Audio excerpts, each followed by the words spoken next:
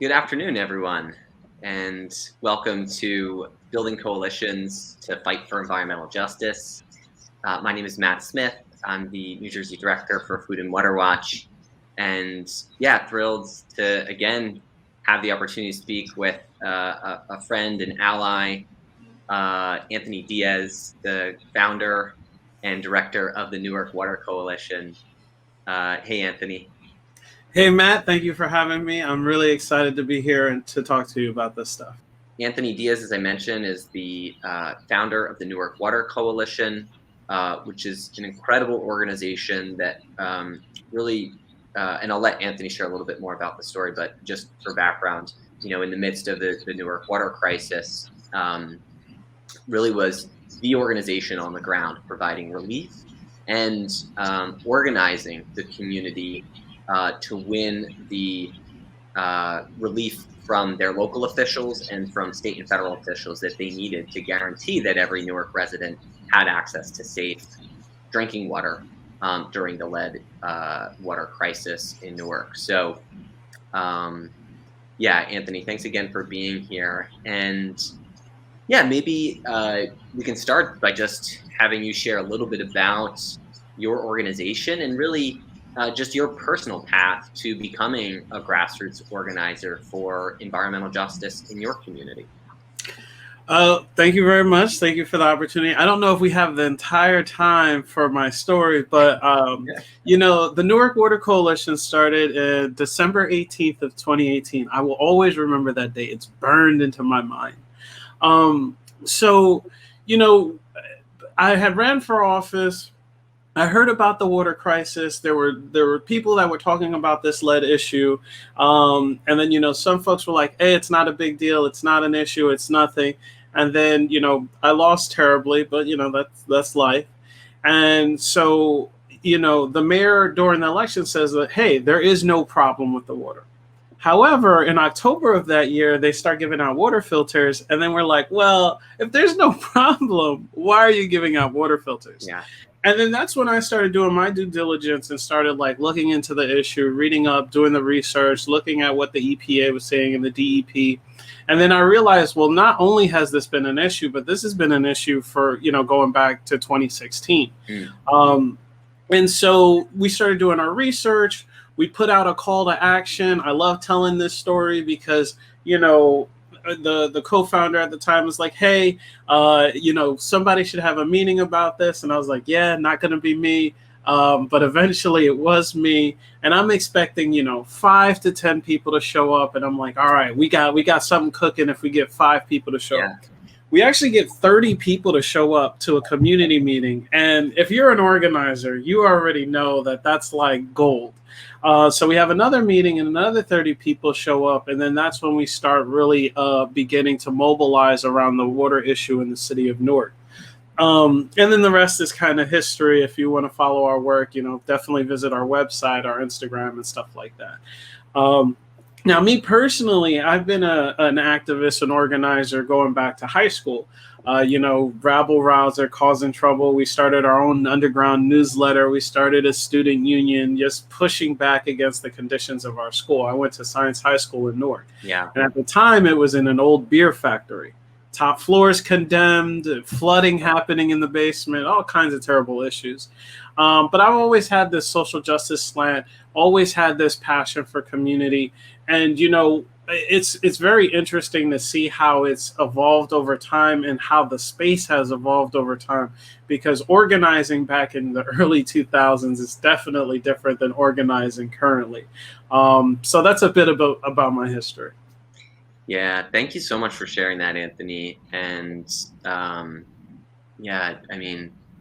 can really relate to that feeling of just kind of moving through uncertainty and trying, to bring people together and not really having an expectation. And that feeling of when, it works and people come together and they're motivated and united, by a common cause and common values is such a rewarding and empowering experience. So thanks for sharing a little bit about your story. And we'll have to find another time to get more more details, because I've read some news clips, seen some videos. I think rabble rouser might be an understatement for your work as a youth activist. But yeah, on a serious note, Newark, New Jersey is, among other things, a front line on the fight for environmental justice. And I think it would help just set some context for the meeting to get your thoughts on what does systemic environmental racism look like in Newark today, and how are those impacts experienced and understood by your fellow community members? Newark, it's so interesting, and I guess to kind of like really touch on this point is, I have never really was a environmental justice activist until I got involved with the Newark Water Coalition. Yeah. So police brutality is definitely a thing. Affordable housing, a thing in Newark, and now I realize that environmental justice is the preeminent issue of our time. Now, once you get involved in this work, you start looking at certain things like, oh, there's a garbage incinerator. Oh, they're trying to build another waste facility plant. Oh, there's all these oil corporations in the Ironbound. There's all these, air pollution with the airport and, trucking pollution. We have the highest rates of asthma. We have the highest rates of elevated lead levels. And so if you're not involved in the work, you don't know these things. Yeah. You just know the very, in front of your face problems of like crime and poverty and, all these other issues. And our administration constantly tells us it is what it is. Mm-hmm.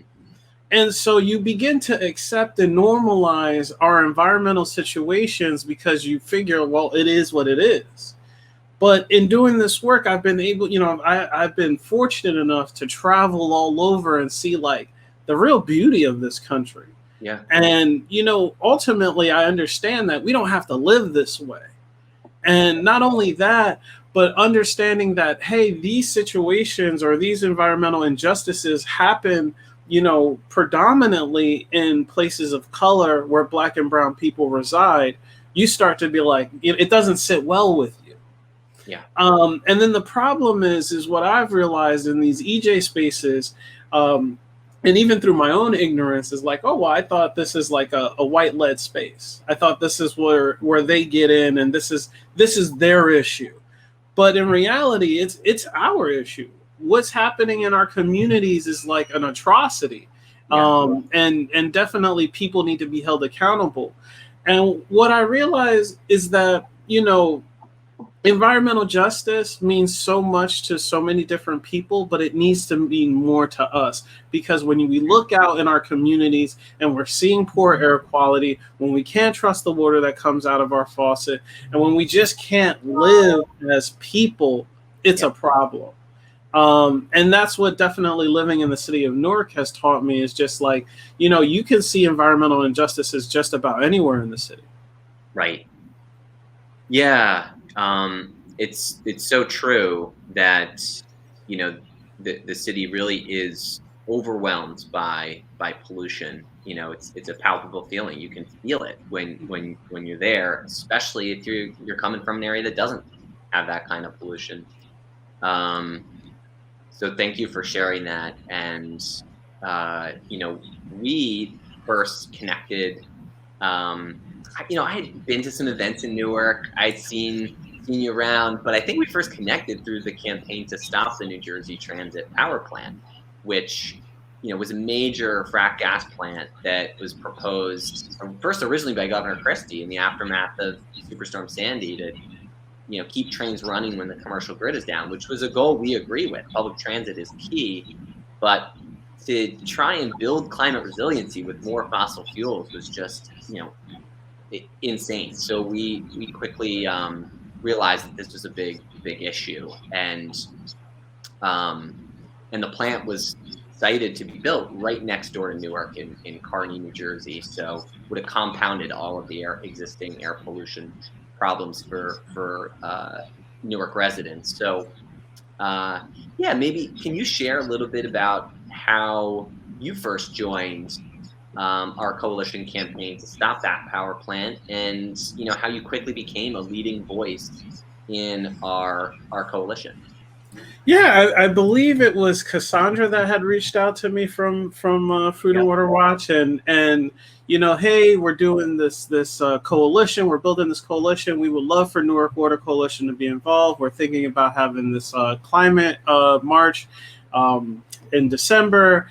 And me at the time, I've learned to say no, but thankfully at that time I was saying yes to everybody.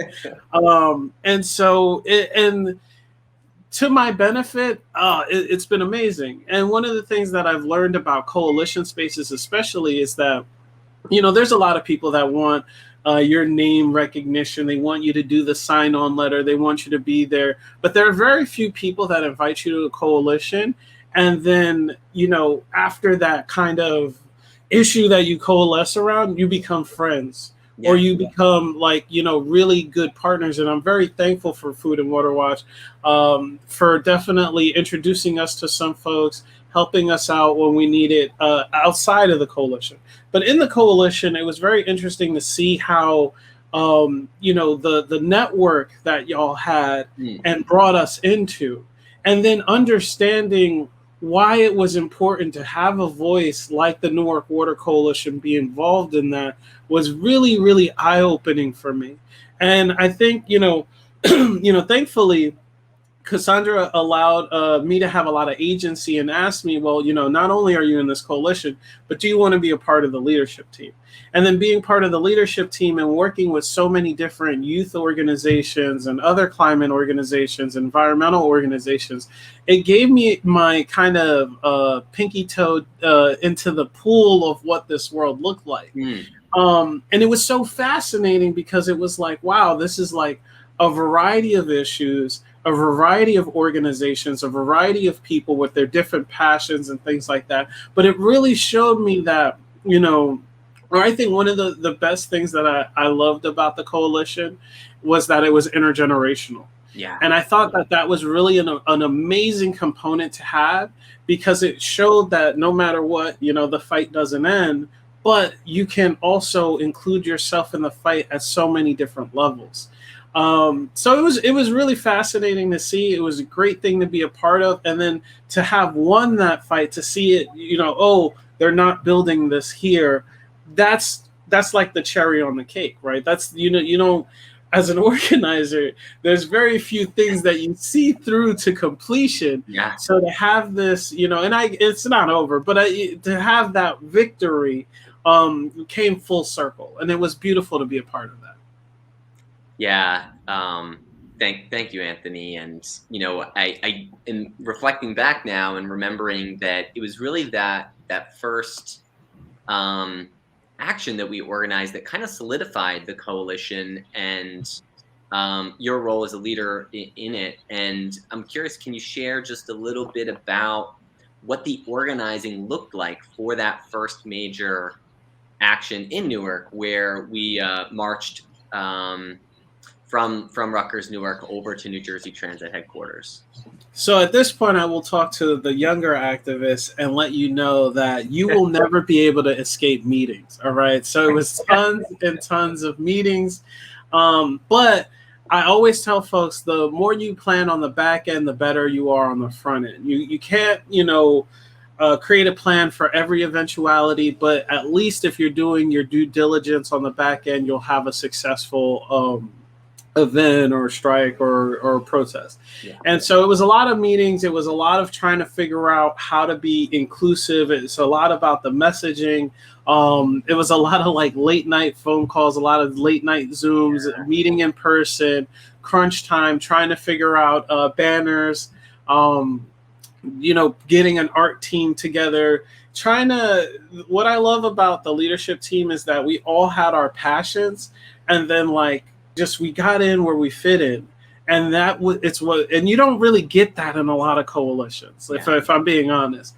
And so, and then you have a lot of personality conflicts and things like that. And thankfully here we didn't have those issues. So it was a lot of meetings, it was a lot of prep work, and it was a lot of all right, what needs to be done? all right, you know what? We can't do it. Can do it. Let's make sure it happens. Who can assign? How to delegate these tasks, and things like that. And fortunately, like it was a good time. Like every time we got together, it was definitely a good time. Amazing. Yeah. And yes, late night meetings and phone calls. Um, so, there's just no underestimating the amount of work at you and the rest of the coalition leaders put into that first major action, and that really put the issue on the map and made it a statewide issue. Um, and I'm hoping you could talk just a little bit more about the political power we were up against. Who was our target, and as an elected official, and um, what did how did we overcome the sort of resistance to um, halting the gas plant and not compounding environmental justice in Newark? I saw a meme the other day that will perfectly answer this question. Is that people power will always be more powerful than the people in power, and I Mm, really really believe that. Like yeah. people power to me is the thing that will solve all of our issues, because when you have folks marching in the street, when you have that collective energy, you can do whatever you want. Yeah. Now, who we were going up against, you have Governor Murphy's administration and New Jersey Transit, which is our, public transportation system that hasn't changed in like a billion years, has had several issues, Yeah. you know, very often are not pushed in a lot of different ways. Yeah. And what's great, and I think this is again is goes back to the coalition building, goes back to being intergenerational, is that when you have so many people that are lending their voice to a cause from different sectors, you have no choice but to listen. Yeah. And oftentimes we talk about inclusivity and bringing everybody together, and sometimes we lose the sense of what we look at as an overall picture. And being a unified voice in a coalition made a lot of people nervous. Yeah. Why are all these people working together? Why are all these groups talking? Yeah. Why we got some older folks with some younger folks? It's like we're getting it from all sides. And so that's when you begin to move the needle. And I think, a little bit of word of wisdom in that kind of collective power is that reframing what success looks like. And Yeah. when you're able to do that, and you're able to gather these voices together, then it doesn't matter what wall you're against, or what administration you're against, or what elected official you're against, because you're there with a sense of purpose. Yeah. You're there because you know that your cause is just. And I tell that to our folks often when they get apathetic, or when they like, oh, the world will never change. And it's COVID is the perfect example. We have seen the world change in our lifetime. Yeah. And the only way to get through this is, and I always tell people, no matter what the issue, no matter what the cause, is to organize. Organize your fellow community members. Organize the people that you know, because that power is untouchable. Yeah. Really well said, Anthony. And I think one of the roadblocks for our movement historically to building that power has been the conflicts that can arise when you're organizing big, broad, diverse coalitions, particularly in and around environmental justice issues. I mean, just to be honest, the mainstream environmental movement does not have a great track record historically in coming correct to environmental justice and frontline communities. There has been, I think, some real important movement in the right direction in recent history. But I'm curious if you can share, just unfiltered and raw for our people here, what was it like organizing with Food and Water Watch in coalition?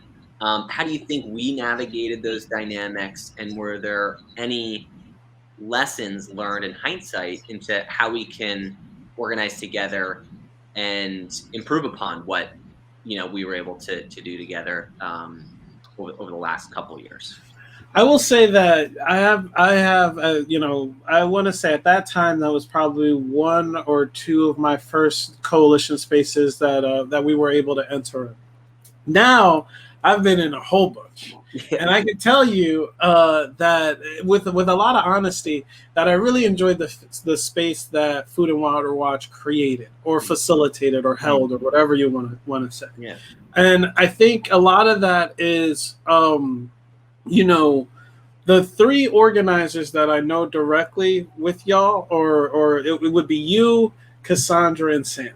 Yeah. And I find all of you amazingly powerful and amazingly dedicated to your craft. And so when you enter a space like that, and oftentimes folks say that about me to pat myself on the back. But when you enter a space, by the way. when you enter a space with folks like that, you really resonate with everything that they're doing because you understand that it's coming, what places it's coming from. Yeah. And that's first, because it's easy to join a coalition space for the grant funding or for the training or for whatever you're getting involved with, the legislation. Yeah. But to go in the fight or in the struggle with someone that you know is dedicated to it, someone that you've seen receipts of like good work, that sets the tone.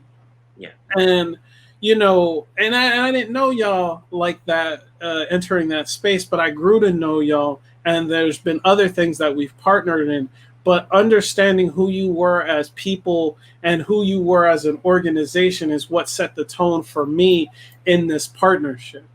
And I'm very thankful that I want to say maybe like one or two interpersonal conflicts with other organizations, but there wasn't a lot.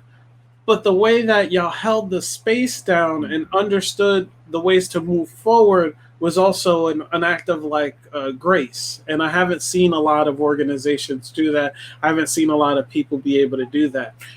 So I'm very thankful that was one of my first coalition spaces, so that when I entered other ones, I was able to recognize, real from fake.